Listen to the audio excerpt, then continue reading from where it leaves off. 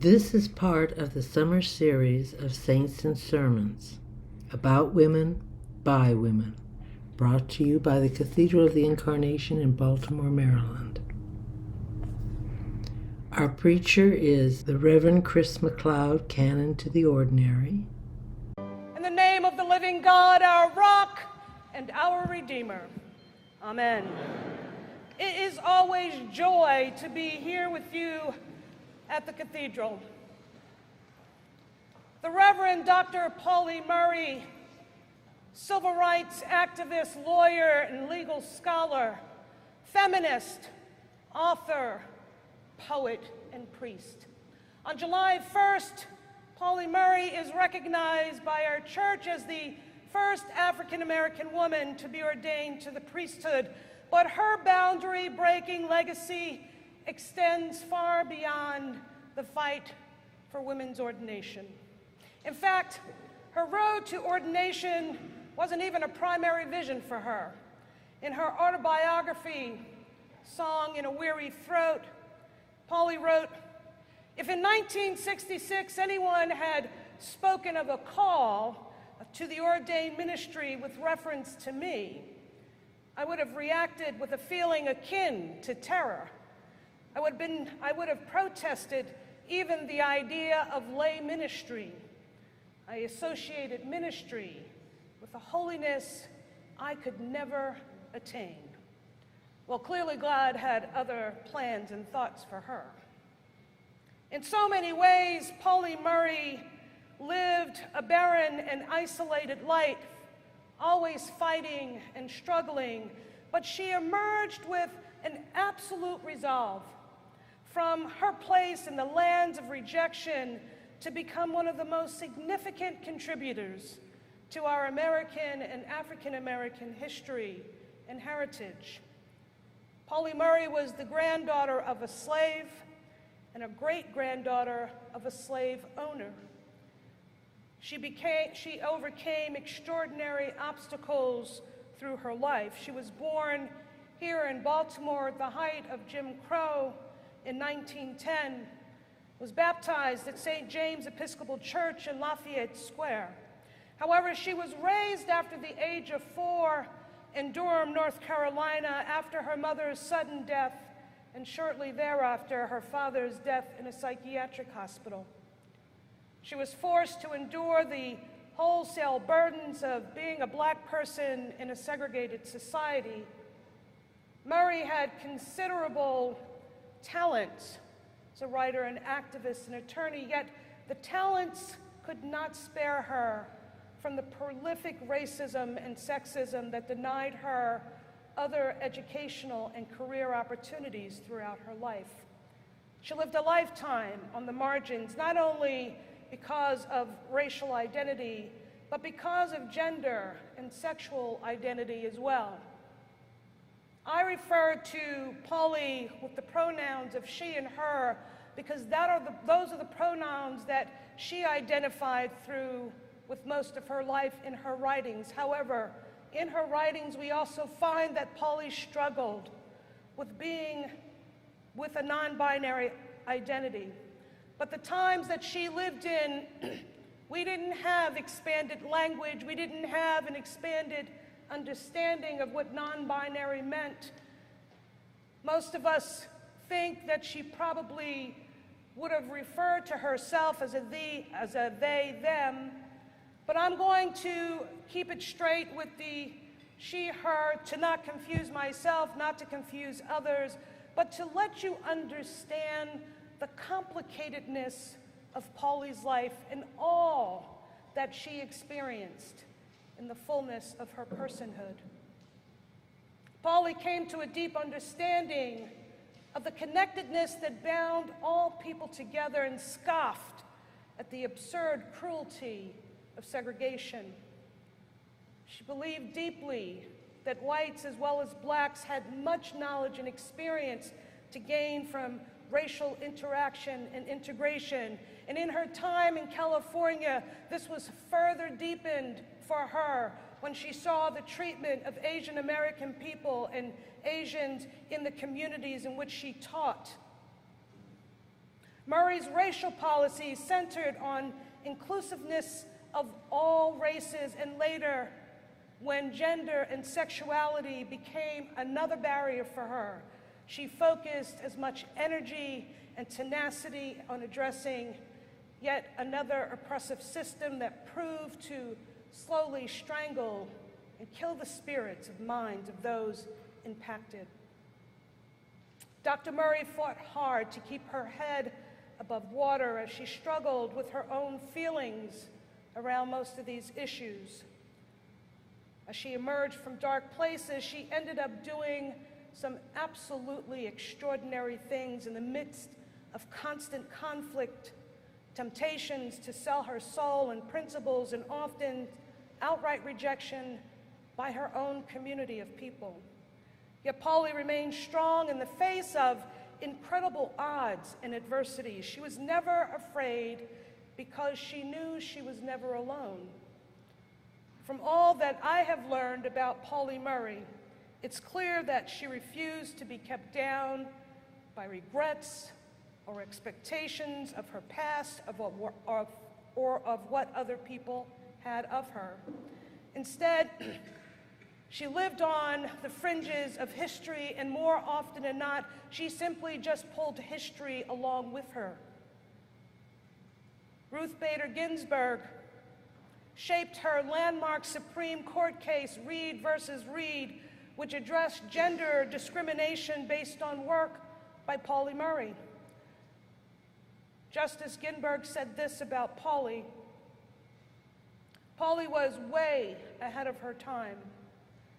We owe so much to her courage, to her willingness to speak out when society simply just wasn't prepared to listen. Murray's lifelong fate was to be both ahead of her time and behind the scenes. She was one of the most important civil rights attorneys that most people still today do not know or understand. Our diocese was blessed to have Pauli here for a short period of time where she served at the Church of the Holy Nativity in Pimlico. Our Union of Black Episcopalian chapter is named after her, and her niece, Miss Rosita Stevens-Holsley, is so very generous in helping to educate people on the life of her Aunt Pauli. But still, many people have very little clue about who she really was and why you simply cannot teach civil rights history or American history without including the Reverend Dr. Pauli Murray as one of the most influential people of the time. Pauli's journey included obtaining a law degree from Howard University, where she was the only woman in the program, a master's degree from the University of California's Law School, and a PhD from Yale, where she was in both instances the only Black person and certainly many times the only woman. Her journey was neither a clear or straight path. She traveled so many long and winding roads in pursuit of her dreams. Pauli took leading roles in both the civil rights and feminism movements, not that she sought to be the lead, but her prolific knowledge and understanding of the law pulled her there. A friend of hers said, Murray was a civil rights activist before there was activism, and a feminist when feminists couldn't be found. Pauli was a living testament to the ability of a Black woman to garner achievements equal to anyone, Black or white, male or female. Her political activism challenged the exclusions of Blacks and women before many of these issues were even on the national forefront. She fought for integration before it was a goal of the civil rights organizations such as the NAACP, whose primary focus at the time was achieving equal rights, not integration. When she was a student at Howard in the mid-40s, Pauli, along with a friend, were arrested, jailed, and fined for refusing to go to the back of the bus in Virginia. Well, this was the precursor to the jail, no bail strategy that would gain popularity some 20 years later in our knowledge of Rosa Parks. She participated in sit-in movements and to desegregate Washington, D.C.'s restaurants and other public facilities long before sit-ins were the mode of choice for the civil rights movement in the 60s. She was rejected early on to the University of North Carolina Law School because of her race, and later on, after winning a fellowship to Harvard University, was then denied admittance there because of her gender. In 1948, the Methodist Church approached Pauli Murray and asked her to give them some talking points on segregation laws in the states where they had churches. They were expecting a little pamphlet. What Pauli Murray produced was a 746-page book entitled States' Laws on Race and Color that exposed the extent and the insanity of American segregation. Thurgood Marshall labeled this book the Bible for civil rights lawyers, and the information that she put together and gathered was paramount for the success of the Brown versus Board of Education case. Some 20 years later, she was the first African American to be awarded a Doctor of Juridical Science degree from Yale University Law School. A trusted friend, advisor to Eleanor Roosevelt, where the First Lady often sought Pauli's wisdom and counsels in matter on race and gender equity. In the 60s, she was a co-founder of the National Organization of Women, where she is fondly remembered as the one who bridged the gap between race, gender, culture, and class with passion and dedication. Now, reading between the line of passion, Pauli was very clear about her thoughts, but when you read a little bit more intimately, Pauli was no joke. She was going to tell you what she thought. She was going to tell you the truth that she saw and understood in her heart, in her mind, and she could be wicked.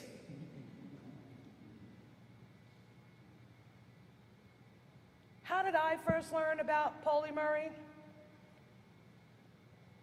In January of 1977, when I was about 15 years old, in most black households, would have been the February issue, most black households had a copy of Jet magazine or Ebony magazine.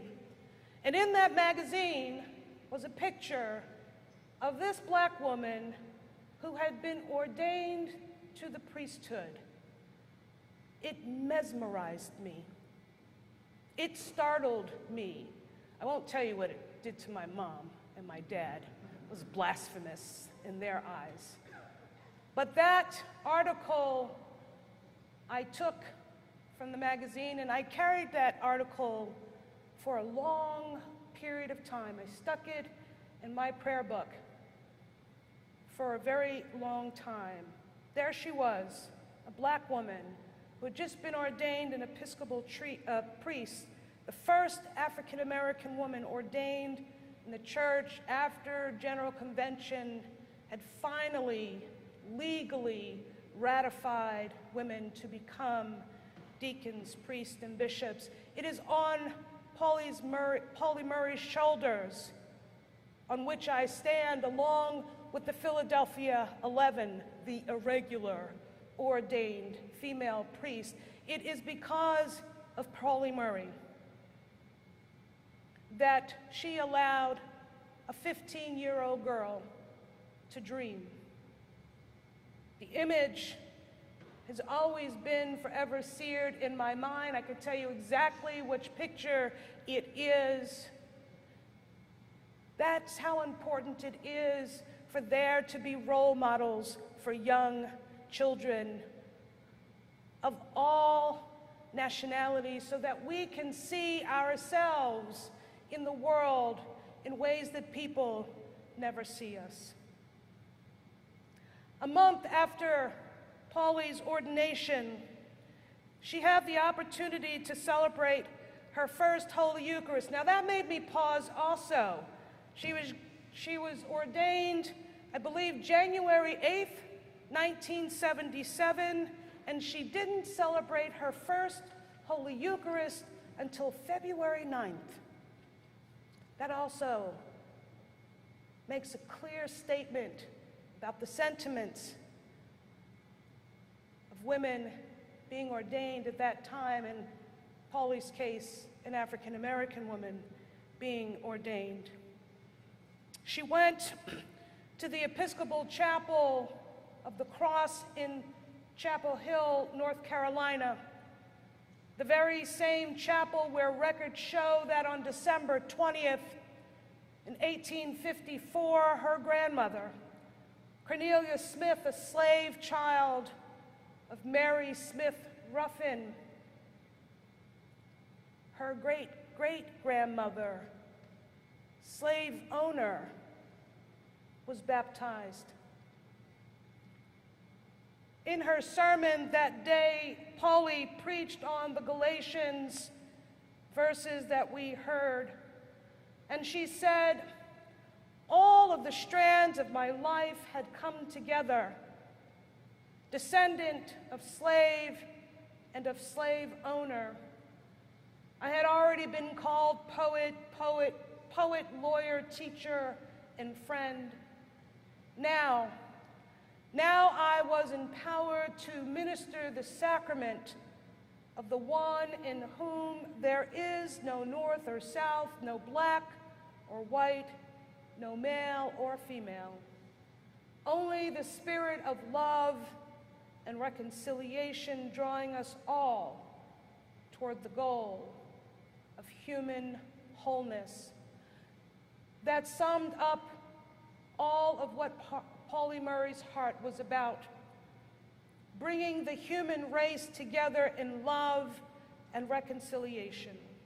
She worked incessantly to obliterate every possible barrier that kept us apart as a people.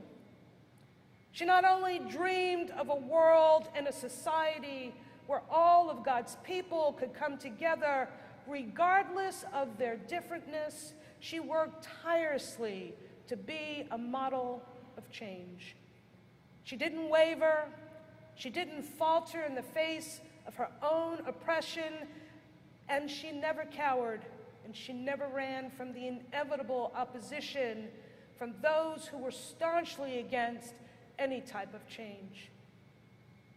Pauli Murray knew better than most that any type of oppression was a sickness that was a sure killer of the human spirit and mind. She knew that the only way to contribute to the liberation of the human spirit was to soak ourselves in the waters of our baptism.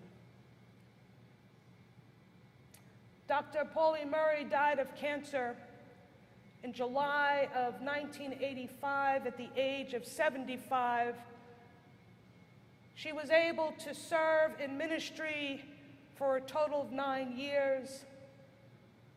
She was able to finish her substantial memoir shortly before she died, Songs of a Weary, in a Weary Throat. It's her memoir. She was able to revisit one of her earlier books, which is a good book that outlines her family's history, Proud Shoes. A prolific amount of poetry she has left behind, a prolific amount of sermons and other writings are available and become available to us. With all that the Reverend Dr. Pauli Murray accomplished with her life, for all the good works that she manifested during our country's most difficult times, her fight for inclusion and connectedness continued and still continues today after her death. Pauli Murray is still speaking to us. Pauli Murray still speaks to us and calls to us She asked and forced people to look at the entirety of what oppression is and what oppression does. Don't make me choose what issue to fight for, she said. I'm as oppressed as a woman in a man's world as I am a Negro in the white world. Some people, black and white, men and women, hated her for her straight, no-nonsense talk, but it was a truth. Probably none of us will have to endure the many obstacles that Pauli Murray faced in her life. Virtually none of us will have the opportunity to be leaders in so many different aspects of history that she did. However, each and every one of us has the opportunity to accept God's invitation to wade deeply into the waters of his absolute love, of his absolute truth, that will set our hearts on fire in passionate service to him by helping to break down and shatter all that continues to divide us still today. And more than anything else, more than any other time, we would be dishonest if we did not say that Pauli Murray's work is complete. It is not. And we have a lot more work to move forward to reach that dream, not just for Pauli, but for each and every one of us. Amen.